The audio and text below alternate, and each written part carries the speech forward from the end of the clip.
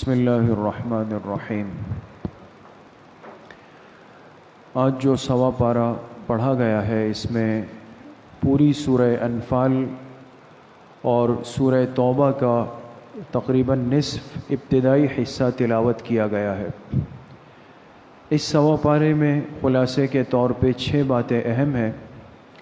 پہلی بات جو سورہ انفال میں ہے، اللہ پاک نے حکم دیا ایمان والوں کو کہ وہ غنیمت کے مال میں، اس لیے کہ انفال کہتے ہیں اس مال کو جو مسلمان کو کافر سے جہاد کے بعد قبضے میں مل جائے، اس مال کو مال غنیمت کہا جاتا ہے، اور یہ مسلمان کے لیے حلال مال ہوتا ہے۔ لیکن مال غنیمت میں ایک حکم بہت ہی احتیاط کا ہے، اور یہ مسلمانوں کے امیر کی، حاکم کی ذمہ داری ہوتی ہے کہ وہ مال غنیمت کی تقسیم اجتماعی طور پہ اس طرح کرے کہ ہر ایک کو اس کا حق برابر مل جائے۔ مال غنیمت میں سب کا اجتماعی حق ہوتا ہے، جتنے لوگ جہاد میں اس جنگ میں شریک ہوئے ان سب کو غنیمت میں سے حصہ ملے گا۔ لہٰذا اگر تقسیم سے پہلے کسی نے اس اجتماعی مال میں سے، اس غنیمت کے مال میں سے کوئی چیز خاموشی سے نکال لی یا لے لی اپنے لیے، تو یہ اللہ پاک کے ہاں بہت بڑی پکڑ کا، عذاب کا باعث ہے۔ تو اس سے میرے عزیز و دوستو بزرگوں یہ بات بھی واضح ہوتی ہے کہ اگر کسی کے پاس یا ذمہ داری میں اجتماعی اموال آ جائے، جیسے بہت سارے لوگ دنیا میں ایسے کاموں سے، ایسی خدمات سے، ذمہ داریوں سے جڑے ہوئے ہوتے ہیں کہ ان کے پاس اجتماعی اموال، اجتماعی کھاتے ہوتے، اب ہر ایک کا اس کا حق دینا ہے، لیکن اگر میں نے اس میں خیانت کر لی، جیسے مثال کے طور پہ ایک علاقے کا نمائندہ ہے، چیئرمین ہے، کونسلر ہے، کچھ بھی ہے، اب اس کے پاس اجتماعی فنڈ آئے کہ بھئی آپ فلاں حلقے کے ذمہ دار ہے، آپ کے پاس یہ فنڈ ہے جو آپ نے اس حلقے میں لگانا ہے۔ یہ ایک آسان مثال دے رہا ہوں تاکہ سب کو سمجھ آئے۔ اب یہ جو اجتماعی فنڈ ہے، یہ وہ وظیفہ ہے جو اس حلقے کے عوام پر لگنا چاہیے، ان کی ضروریات پہ صرف ہونا چاہیے۔ اگر خدا نخواستہ اس شخص نے اس اجتماعی مال میں خیانت کی، بجائے لگانے کے اس میں سے ایک پائی بھی اپنی ذات پر استعمال کر لی، تو بہت بڑی مصیبت اور عذاب اپنے سر کے اوپر لے لیا۔ اس لیے ان چیزوں میں بہت احتیاط ہے، اور ہمیشہ احتیاط کی گئی ایسی ذمہ داریوں کو قبول کرنے سے۔ آج تو لوگ کوشش کرتے ہیں نا کہ بھئی کہیں سے ہمیں وہ منصب اور وہ ذمہ داری مل جائے کہ بھئی ہماری ماتحتی میں اجتماعی فنڈ ہو، اور پھر اللہ دے اور بندہ لے، جو ہو ہم کرتے رہیں پھر اس میں۔ یہ بہت خطرناک بات ہے۔ اس لیے حدیث پاک میں آتا ہے کہ ایک غزوے سے آپ علیہ السلام واپس تشریف لا رہے تھے، اور واپسی میں ایک شخص جو ہے وہ اپنے اونٹ پر بیٹھا ہوا تھا، اور اس کو کہیں سے آ کے تیر لگ گیا، اور اس تیر لگنے سے یہ اونٹ سے نیچے گرا اور مر گیا۔ تو صحابہ نے خوشی سے نعرہ لگایا کہ بھئی کتنا خوش نصیب تھا کہ ایک تو واپس جہاد سے واپسی ہوئی، اور اللہ نے اس کو جو ہے شہادت دے دی راستے میں، واپسی میں۔ آپ علیہ السلام نے فرمایا ایسا نہیں ہے، جیسے تم سمجھ رہے ہو ایسا نہیں ہے، اس لیے کہ میں دیکھ رہا ہوں کہ اس مرنے والے کے اوپر فرشتوں نے آگ کی چادر تان رکھی، آگ کی چادر۔ پھر آپ علیہ السلام نے فرمایا اس کے سامان کی تلاشی لے۔ جب تلاشی لی تو کیا پایا گیا کہ مال غنیمت جو ابھی تقسیم نہیں ہوا تھا مسلمانوں میں، اس شخص نے اس میں سے ایک چادر خاموشی سے نکال کے اپنے مال میں رکھ دی تھی۔ چلو جی یہ میری ہو گئی، ایک چادر۔ آپ علیہ السلام نے فرمایا اس شخص نے خیانت کی، ایک چادر بغیر اجازت کے لے لی، اللہ پاک نے اس چادر کو آگ کی چادر میں تبدیل کر دیا۔ گرفتار ہو۔ جب یہ بات سنی تو ایک صحابی اٹھے، خاموشی سے گئے، اپنے اونٹ کے کجاوے کے اندر ہاتھ ڈالا، کوئی چیز نکالی، حضور کی خدمت میں آئے اور عرض کیا اللہ کے رسول صلی اللہ علیہ وسلم، مجھے تو اندازہ نہیں تھا کہ معاملہ اتنا سخت ہے۔ تو 2 تسمے تھے، تسمے جانتے ہیں نا جس سے جوتے باندھتے ہیں، چمڑے کے 2 تسمے پڑے ہوئے تھے مال غنیمت میں۔ میرے دل میں آیا کہ یہ تسمے کس کام کے ہیں، کون اس کو لے گا؟ تو میں نے وہ اٹھا لیے کہ چلو یہ میں استعمال کر لوں گا۔ تو اب آپ کی اتنی سخت وعید سنی تو مجھے احساس ہوا، تو آپ کی خدمت میں لایا ہوں۔ آپ علیہ السلام نے فرمایا اگر تم یہ تسمے واپس نہ لاتے تو شراکان من نار، یہ 2 تسمے تمہارے لیے جہنم کی آگ کے تسمے بن جاتے۔ تو آج کتنی بے احتیاطی چل رہی ہے دوستو، انسان کوئی احتیاط نہیں کرتا، جہاں پہ داؤ چل جائے، موقع چل جائے، انسان کر لیتا ہے۔ تو بہت احتیاط کے ساتھ اجتماعی اموال میں، خاص طور پہ اجتماعی چیزوں میں انسان کو احتیاط کرنی چاہیے۔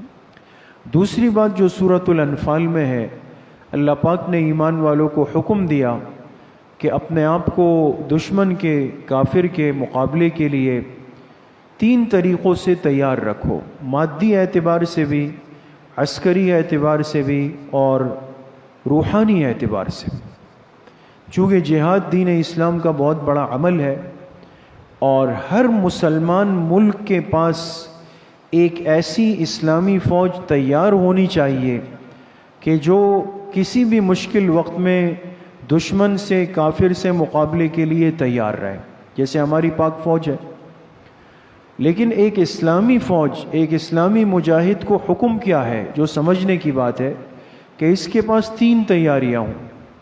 مادی تیاری کا مطلب یہ ہے کہ بھئی اسلحہ ہو، ہر زمانے اور حالات کے تقاضے کے اعتبار سے، یہ نہیں کہ دشمن کے پاس بندوق ہے اور میرے پاس ڈنڈا ہے، یہ بھی نہیں ہے۔ ہر چیز دنیا اسباب کے ساتھ چلی۔ مسلمان اس بات کا مکلف اور پابند ہے کہ یہ جہاد کے میدان میں اپنے آپ کو دشمن کے مقابلے پر لائے گا۔ مادی تیاری پوری ہو، عسکری جسمانی طور پہ ایسا چاق و چوبند چست کہ واقعی لگے کہ ایک 10 پہ بھاری ہے، یہ بھی ضروری ہے۔ اور پھر تیسری ذمہ داری فرمائی روحانی، ایمانی طور پہ۔ ہماری تو شناخت ایمان ہے دوستو نا۔ اگر مسلمان مجاہد اور فوجی کے پاس مادیت بھی ہے، عسکریت بھی ہے، ٹریننگ ہے، سب کچھ ہے، لیکن خدا نخواستہ اندر کا ایمان نہیں ہے تو کچھ بھی نہیں ہے دوست۔ پھر یہ دشمن کے سامنے بلی ہے، اور اپنی گردن اتنی کمزور کر دے گا کہ کبھی ایک دبائے گا، کبھی دوسری دبائے گا، ساری چیزیں ہیں، لیکن کمی کس چیز کی ہے؟ وہ روحانیت کی کمی ہے دوست۔ اس لیے ان تینوں رخوں کو واضح کیا گیا کہ ہر اعتبار سے انسان اپنے آپ کو تیار رکھے۔ تیسری بات جو سورہ انفال کے آخر میں ہے، اللہ پاک نے حضرت عمر رضی اللہ تعالی عنہ کے ایک ایسے فیصلے کو ذکر فرمایا کہ جس سے ان کی شان اور مقام واضح ہو گئی امت میں۔ آپ علیہ السلام کی تربیت سے بنے ہوئے تمام صحابہ ہدایت پر ہیں اور امت کے لیے ہدایت کا ذریعہ ہے، لیکن پھر بعض صحابہ کی بڑی عجیب شان ہے، اور پھر ان میں حضرت عمر رضی اللہ عنہ تو عالی شان ہے، جن کے لیے آپ علیہ السلام نے فرمایا کہ پچھلی امتوں میں ایسے لوگ ہوتے تھے کہ جن کی زبانوں پہ فرشتے بولتے تھے، ملہم لوگ ہوتے تھے۔ فرمایا مجھے اللہ نے میری امت میں جو ملہم دیا وہ عمر ابن خطاب ہے۔ فرمایا یہ اتنے عجیب آدمی ہیں کہ کبھی ایک بات اپنی زبان سے نکال دیتے ہیں اور ابھی ہم اس پہ سوچ رہے ہوتے ہیں کہ اللہ اسی کو وحی بنا کے اتار دیتے ہیں، ملہم ہے۔ تو غزوہ بدر کے اندر ایک ایسا موقع آیا کہ 70 کافر قیدی بنا کر لائے گئے، مشرکین، اس میں مشرکین کے بڑے بڑے لوگ تھے۔ اب مشورہ ہوا کہ کیا کریں، ان کے ساتھ کیا کریں۔ سب سے پہلے جب مشورہ ہوتا تو آپ علیہ السلام اپنی رائے پیش فرماتے، آپ نے فرمایا میری رائے یہ ہے کہ ان سے فدیہ لے لیا جائے عوض، اور ان کو چھوڑ دیں۔ تو ایک تو یہ ہوگا کہ ہمیں فدیے کا فائدہ بھی ہوگا، ایک اچھا تاثر پیغام بھی جائے گا ہمارا۔ پھر حضرت ابوبکر صدیق رضی اللہ عنہ کی باری آئی، انہوں نے فرمایا کہ میری بھی یہی رائے ہے، چھوڑ دیا جائے۔ حضرت عمر رضی اللہ عنہ کی باری آئی، انہوں نے فرمایا کہ نہیں، میری رائے یہ کہ 70 کے 70 کو باندھ دیا جائے، اور ہم مسلمانوں میں اگر ان کا کوئی رشتہ دار ہے، چونکہ آپس میں رشتہ داریاں تھی، تو رشتہ دار کو رشتہ دار کے حوالے کریں۔ انہی قیدیوں میں حضرت عمر رضی اللہ عنہ کے ایک سگے ماموں بھی آئے تھے، فرمایا میرے ماموں مجھے دے دیں، باقیوں کو ان کے رشتہ دار دے دیں، وہ ان کو قتل کر دیں، فدیہ نہیں لینا ہے، قتل کر دیں۔ لیکن جب مشورہ ہوا تو اکثریت کی رائے یہ تھی جو حضور علیہ السلام کی، اور حضرت عمر رضی اللہ عنہ کی رائے کے موافق ایک صحابی حضرت سعد رضی اللہ عنہ، صرف 2، باقی سب نے کہا فدیہ لے رہے۔ چنانچہ اس پہ فیصلہ ہوا، فدیہ دے دیا، آپ علیہ السلام نے ان کو آزاد کیا، تو اللہ پاک نے آیات اتاری، یا ایھا النبی قل لمن فی ایدیکم من الاسریٰ، فرمائے اے میرے حبیب صلی اللہ علیہ وسلم، ایک فیصلہ تو آپ نے کیا فدیہ لینے کا، لیکن مجھ اللہ پاک کو وہ فیصلہ پسند تھا جو عمر نے کیا۔ ان کی رائے کے مطابق اللہ پاک نے وحی اتاری۔ چوتھی بات جو سورہ توبہ میں ہے، اس سورت کو سورہ توبہ بھی کہتے ہیں اور سورۃ الفاضحہ بھی کہتے ہیں۔ فاضح کے معنی عربی کا لفظ ہے، اس کے معنی آتے ہیں کسی کی حقیقت کو کھول دینا، ایک آدمی کی حقیقت چھپی ہوئی ہے۔ اب چونکہ جو منافقین تھے مدینہ منورہ میں، یہ بہت بڑے درد سر تھے مسلمانوں کے لیے، کافروں سے زیادہ، یہود سے بھی زیادہ، اس لیے کہ یہود یا مشرکین تو کھلے کافر تھے، اور یہ تو وہ تھے جو مسلمانوں کے ساتھ نماز بھی پڑھتے تھے، جہاد میں نکلتے بھی تھے، مجلسوں میں شریک بھی ہوتے تھے، مشورے بھی دیتے تھے۔ تو پھر کیا ہوتا تھا کہ پیٹھ پیچھے جا کر یہ ساری مجلس کی باتیں اپنے بڑوں کو، یہود کو بتا دیتے تھے، لیکن کسی پر ان کی حالت واضح نہیں تھی۔ تو اللہ پاک نے سورہ توبہ کی آیات اتاری، اور ان آیات سے اللہ پاک نے منافقین کو کھول دیا، واضح کر دیا، ان کی نشانیاں بتا دی۔ فرمایا اگر آپ کو اپنی صفوں میں منافق کی پہچان کرنی ہو کہ منافق کون ہے، تو فرمائے اس فرق کے لیے بنیادی ذریعہ وہ جہاد فی سبیل اللہ۔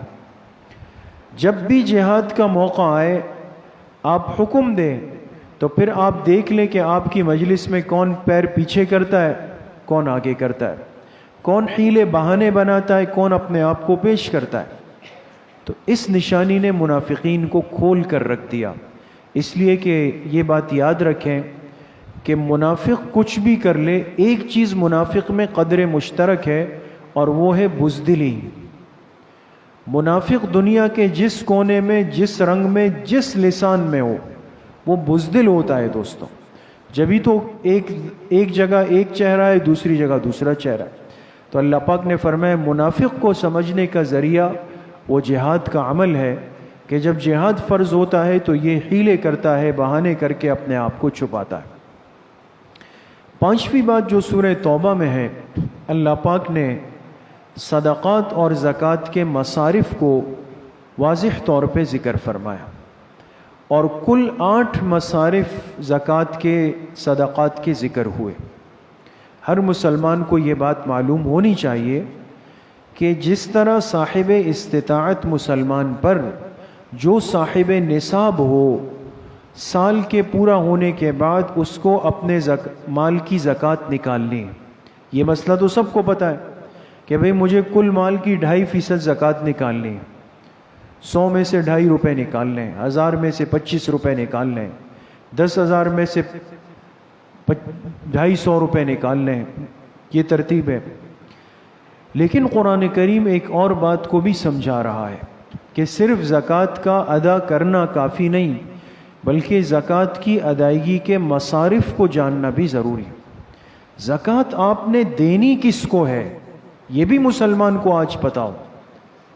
اب عجیب بات، عجیب تماشا یہ ہے، ایک المیہ ہے دوستو، اور اس درد کو سمجھنا چاہیے ایک مسلمان کو، کہ ہمارے ہاں ہوتا یہ کہ جب رمضان قریب آتا ہے تو ہر مسلمان کوشش کرتا ہے کہ بھئی اپنے زکوٰۃ کی ترتیب رمضان میں بنائے، اور بنانی چاہیے، اس لیے کہ ہر عمل 70% بڑھ جاتا ہے، ایک زکوٰۃ کا اجر 70 زکوٰۃوں کے برابر ہوتا۔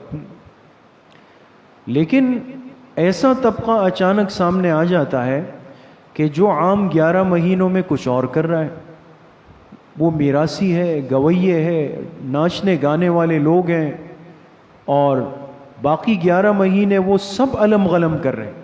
جب 12واں مہینہ آیا تو کہا کہ جی ہم چیریٹی فنڈ جمع کر رہے ہیں۔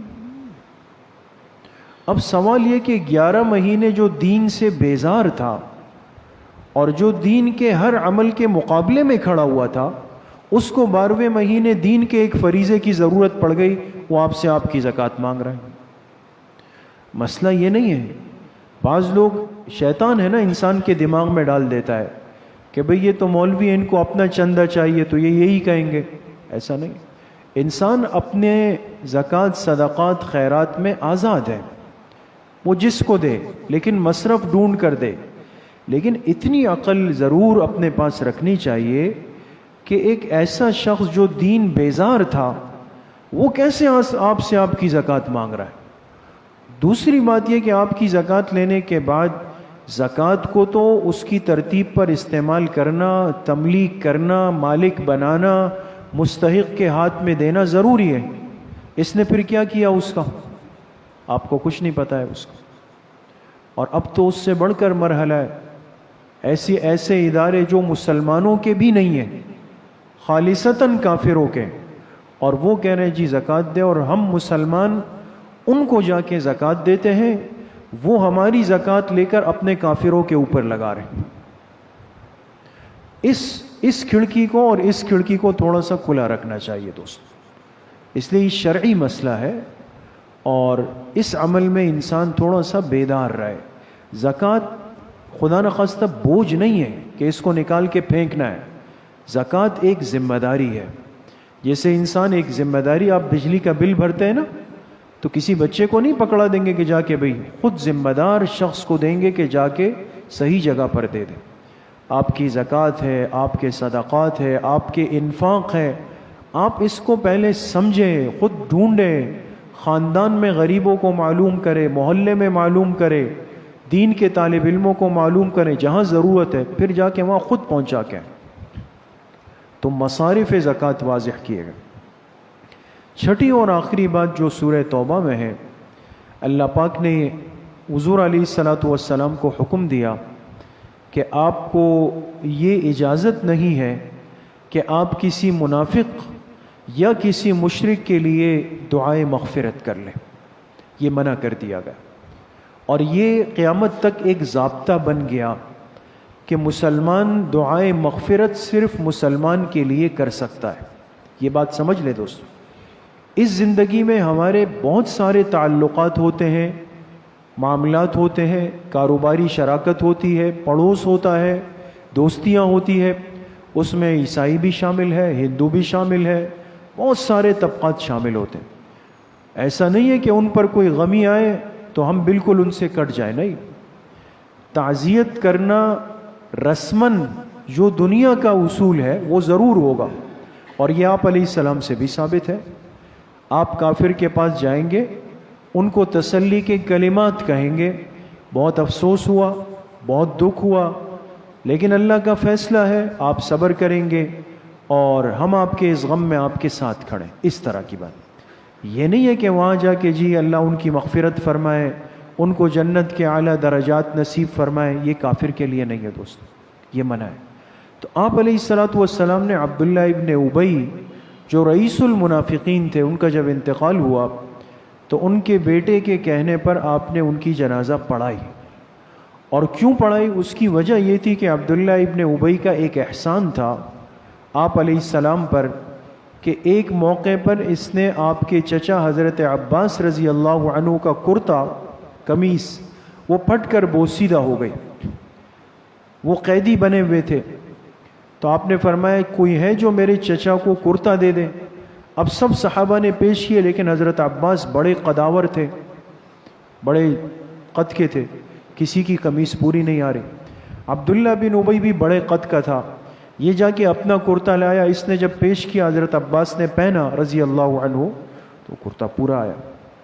وہ احسان تھا نا، اور آپ علیہ السلام نہیں چاہتے تھے کہ اس منافق کا احسان مجھ پہ رہ جائے، آخرت میں دینا ہو، آپ نے دنیا میں معاملے کو ختم فرمایا، اس لیے اپنی چادر بھی بھیجی کہ بھئی اس کو اڑا دو تاکہ وہ ختم ہو جائے، اور اس کی جنازہ بھی پڑھائی۔ حضرت عمر رضی اللہ عنہ نے آپ کو منع فرمایا آپ مت پڑھائیں، آپ نے پڑھائی، لیکن اب جب آپ جنازے سے واپس ہوئے تو اللہ نے آیات اتاری کہ میرے حبیب صلی اللہ علیہ وسلم آئندہ کے لیے ممانعت کر دی گئی کہ کسی مشرک منافق کی نہ نماز جنازہ آپ پڑھائیں گے نہ ان کے لیے آپ دعائے مغفرت کریں گے۔ اللہ پاک صحیح عمل کی توفیق نصیب فرمائے۔